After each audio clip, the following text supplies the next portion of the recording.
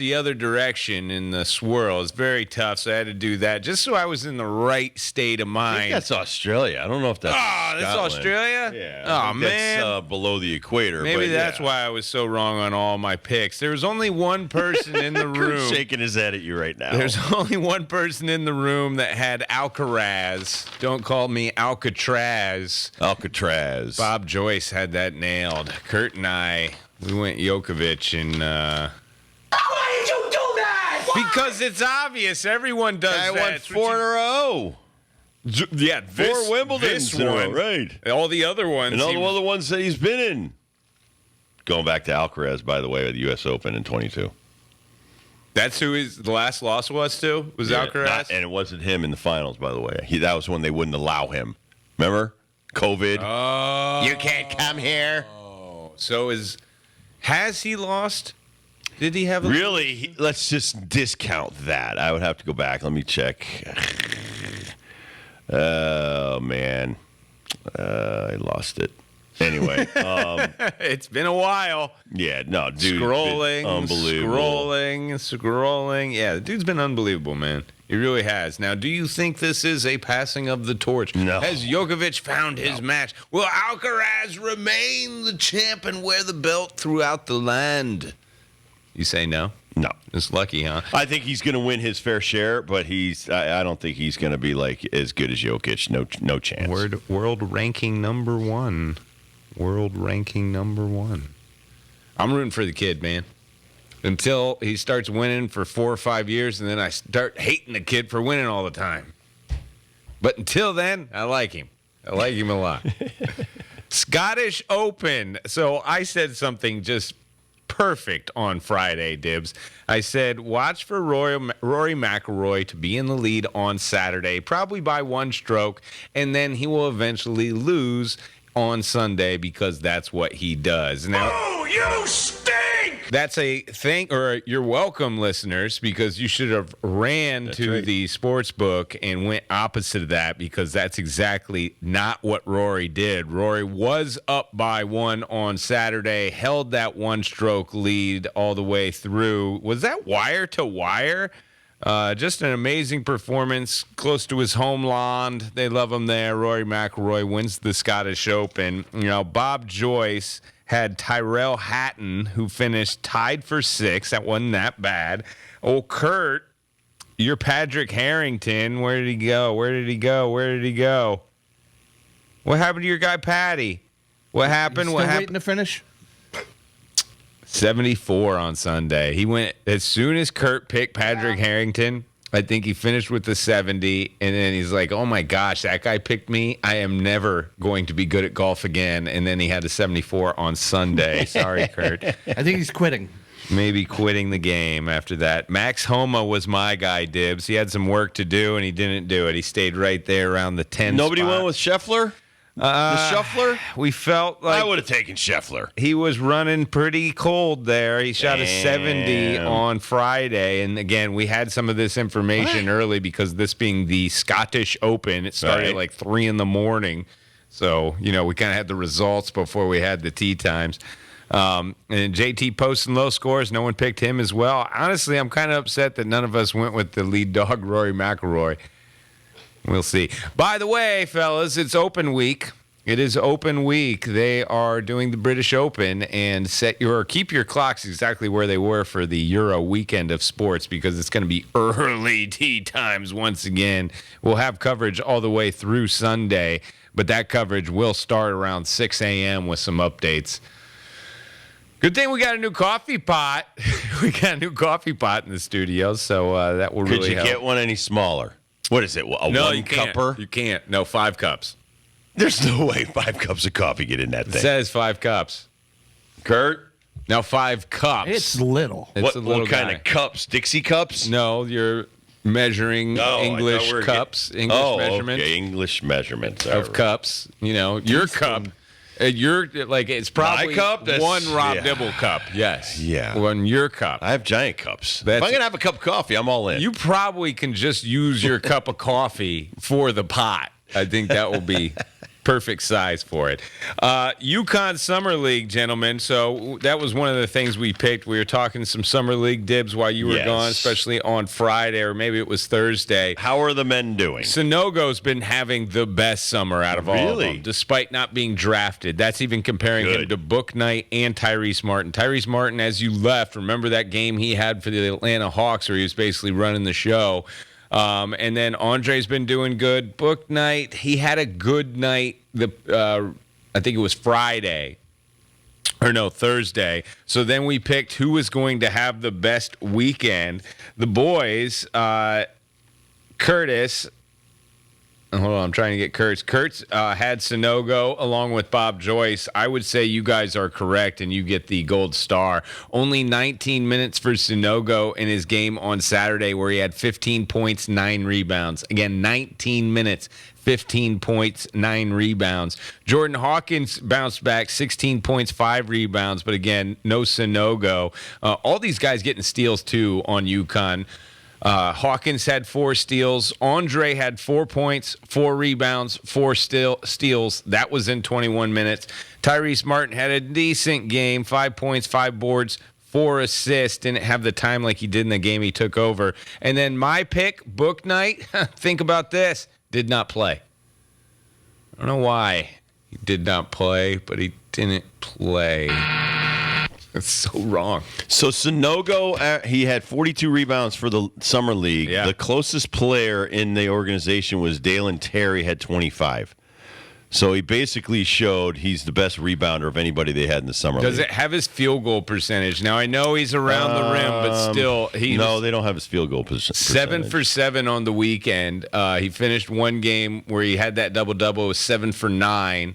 One of those being a three-pointer as well. He did miss a free throw. He has a little bit above 50% free throw percentage, which is not good. However, it seems like every time he gets the ball with 2 feet in the lane, it's an automatic bucket, a lot like Big East basketball for Adama Sunogo. He continues to kick butt. Kurt and Bob had that. They were definitely right on this.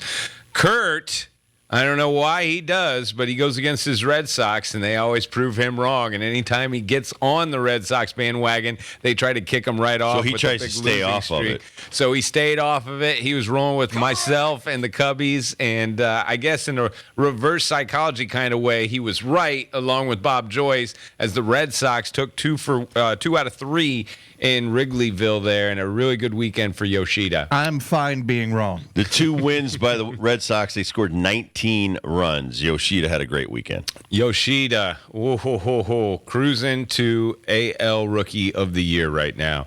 And I do think Rafael Devers likes that ballpark. I just think he's very comfortable there. Everybody liked that ballpark. That's true. Great hitters ballpark. That's true. Cody Bellinger liking that ballpark.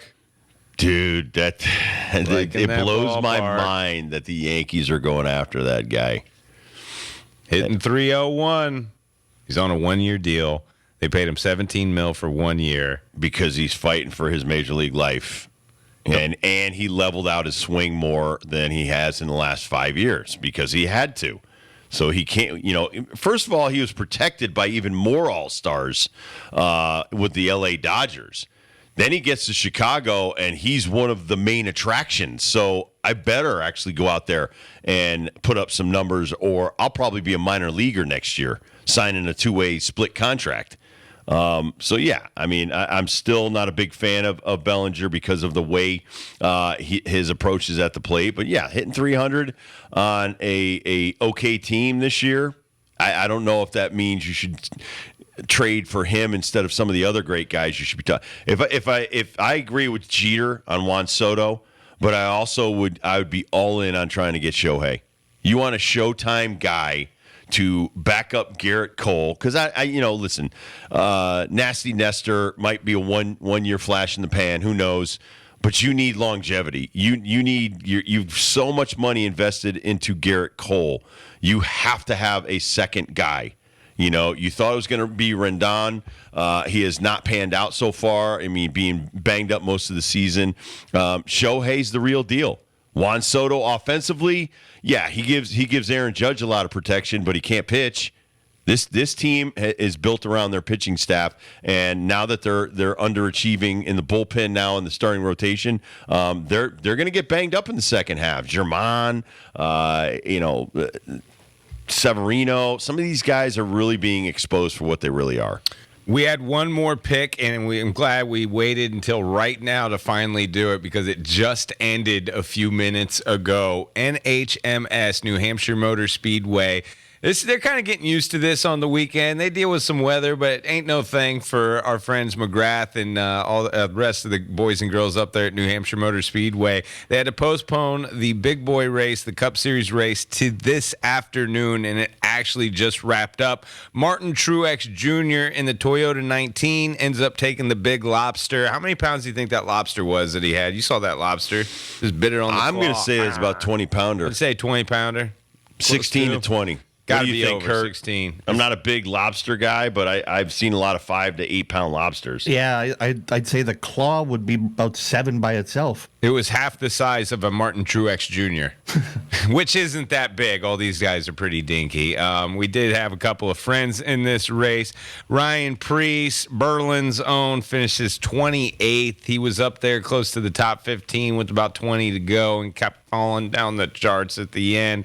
During the Ambetter 200, which did go off on Saturday, by the way, this dude wins every Xfinity race. John Hunter Nemechek gets the win, and our guy Anthony Alfredo, Fast Pasta, he was on the show on Friday Dibs. We are now, by the way, I don't know if you know this, we're officially a part of the Sauce Mafia, so put that under your belt.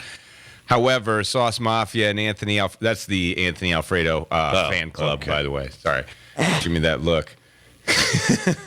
Sauce Mafia, Anthony And don't Alfredo. assume people know what you're talking about on that one. I'm sorry. 34th out of 38 in the Ambetter 2. I don't know. I don't want to be a part of the sauce. Oh, come on.